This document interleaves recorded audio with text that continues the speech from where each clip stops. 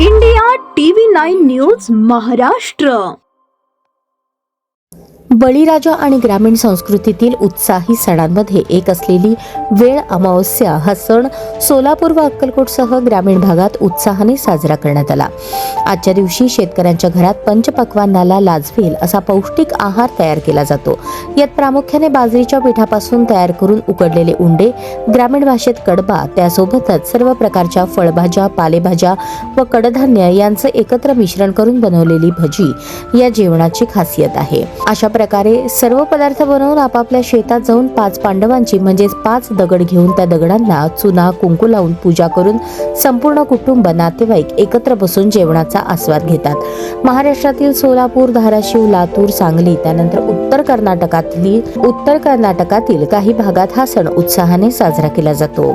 सर्व प्रकारच्या फळभाज्या, पालेभाज्या व कडधान्यांचे मिश्रण असलेली भाजी वर्षातून केवळ एकदाच खाता येते. या दिवशी या भाजीची चवच न्यारी असते, म्हणून ग्रामीण भागात या सणाला एक विशेष असे महत्त्व आहे.